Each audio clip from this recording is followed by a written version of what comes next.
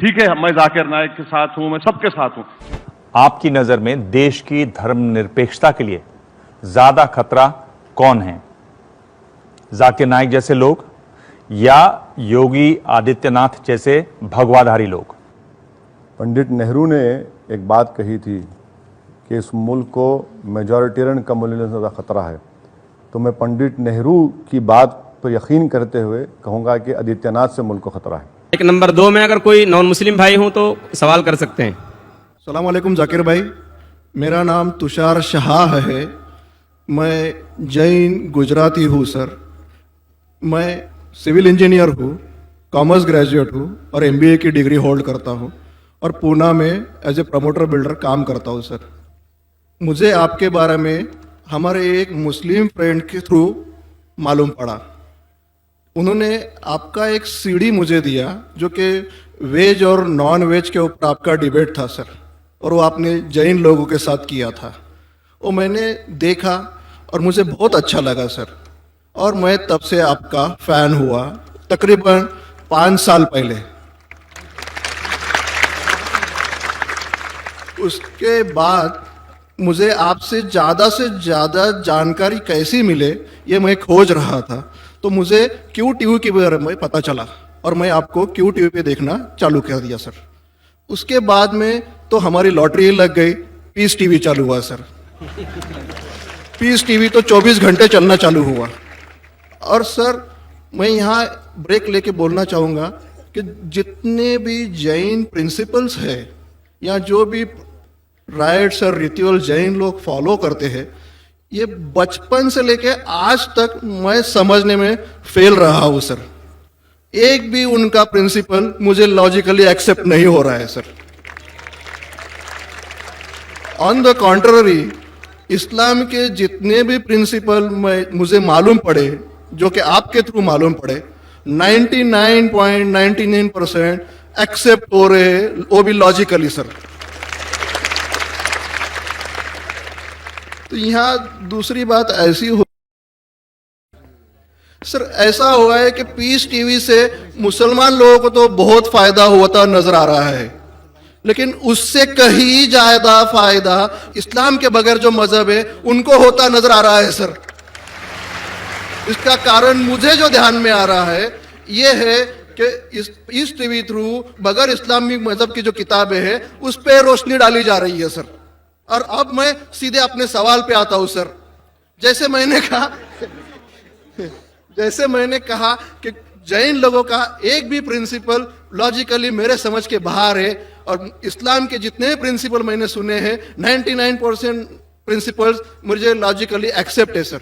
जो एक प्रिंसिपल में थोड़ी गड़बड़ाहट है वो मैं आपसे पूछने जा रहा हूं सर। अगर मेरे से कोई गलती हुई तो प्लीज संभाल लेना सर मुझे। दूसरा प्रिंसिपल है सर तकदीर का।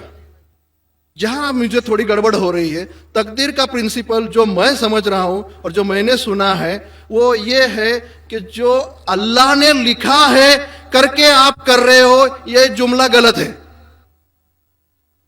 आप जो करने वाले हो वो अल्लाह को मालूम है करके अल्लाह ने लिखा है। I hope I am right sir.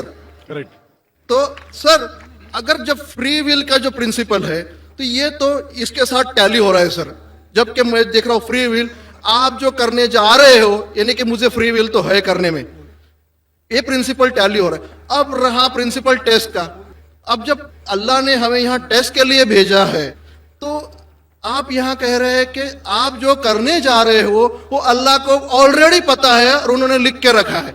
तो मुझे यह समझ में आ रहा है कि हम आखिरत तक क्या करने वाले हैं, यानी सब लोग जो है क्या करने वाले हैं ये अल्लाह को पता है। ये एंड रिजल्ट अल्लाह को पता है, ऐसा मुझे लग रहा है। बिल्कुल बिल्कुल सही। आई एम ग्लैड सर, जो मैं समझ रहा था सही समझ रहा था। अब यहाँ बात यह आ रही है कि सर अगर वर्ल्ड कप क्रिकेट का रिजल्ट मुझे अगर फाइनल रिजल्ट मालूम है तो पूरा वर्ल्ड कप मुझे देखने की जरूरत क्या है? वेरी गुड, बहुत अच्छा सवाल। लगता है कि आप बहुत पीस TV देखते हैं। काफी देखता हूं सर। आपने जिस तरीके से तकदीर को शॉर्ट में कहा, यस सर, बहुत कम मुसलमान यह कह पाएंगे। मुसलमान को भी ये प्रॉब्लम है तकदीर क्या है, मैच करने का कि फ्री विल एंड तकदीर बहुत कम मुसलमान कह सकते हैं। और आपने इतने बड़े मजमे में कहा, मैं आपको कांग्रेचुलेट करता हूं। Thank you sir. आपका आखिरी सवाल था कि कि अगर अल्लाह को पता है, sir I have not yet finish my question sir, please हाँ जी हाँ जी हाँ जी सर, ये तो एक पार्ट था क्वेश्चन का। दूसरा पार्ट ये है कि अल्लाह को जब, अगर मैं तो बनिया हूं सर, मुझे मालूम पड़ा है कि इस्लाम एक्सेप्ट करके मुझे स्वर्ग मिलेगा या नर्क मिलेगा, कुछ न कुछ तो मिलना पक्का है। अब ये सब खेल में अल्लाह को क्या मिल रहा है ये मैं जानना चाहता हूं सर। बहुत अच्छा सवाल, ये दूसरा सवाल है मेरा। और तीसरा, दोनों सवाल का जवाब दूंगा, तीसरा मत पूछिए सर शॉर्ट है नहीं तो लोग मुझे कहेंगे कि मैं ना इंसाफी नहीं नहीं, इसी कनेक्टेड है सर, इसी से कनेक्टेड है। और सिर्फ आउट ऑफ क्यूरियोसिटी पूछ रहा हूं, आप देना चाहे दे सकते, नहीं देना चाहे नहीं दे सकते। सर हमारा फैसला कैसा होने वाला है ये तो मुझे पता चल गया कि डूज और डोंट्स कुरान में लिखे, फॉलो करो, आपका फैसला हो जाएगा।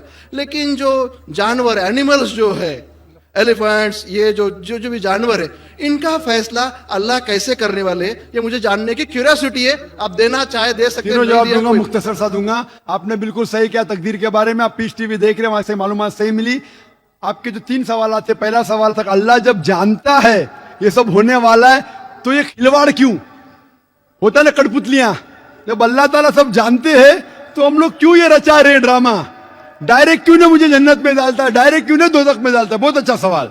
सबसे पहले ये सवाल कि अगर अल्लाह सुब्हाना व तआला आपको बोलेगा अच्छा ये आदमी अच्छे काम करने वाला है, इसको जन्नत में डाला, ये आदमी बुरे काम करने वाला है, दोजख में डाला, और डायरेक्ट अगर दुनिया में आने के बिना जन्नत में डालेगा, दोजख में डालेगा, जन्नत में वाला तो एतराज नहीं करेगा, दोजख में डाले वाला कहेगा आप मुझे दोजख में क्यों डाल रहे, मैंने क्या गुनाह किया। अल्लाह ताला कुरान में ये लिखा है, आखिरत के दिन में आप अल्लाह से ये नहीं कहेंगे क्या वो नाइंसाफी कर रहे, आपके जिस्म आपके खिलाफ गवाही देंगे, आपके फेवर में गवाही देंगे, आपके आंख, आपके हाथ, आपके हर जिस्म के अंग अंग आपके फेवर और खिलाफ में गवाही देंगे, आपके आगे सब कुछ स्पष्ट रहेगा। तो आप अल्लाह से ये नहीं कहेंगे कि आप मुझे दोजख में क्यों डाल रहे, आप कहेंगे मुझे और एक मौका दो, अल्लाह कहेगा टेस्ट खत्म हो गया है।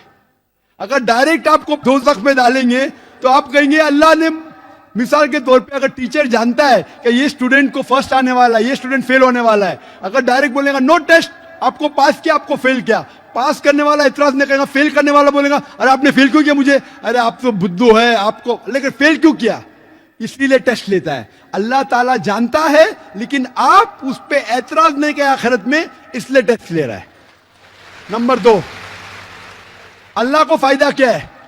अल्लाह को शैतान ने उसको चैलेंज किया था कि मैं तेरे बंदे को भड़काऊंगा, चैप्टर नंबर 7 में लिखा गया है।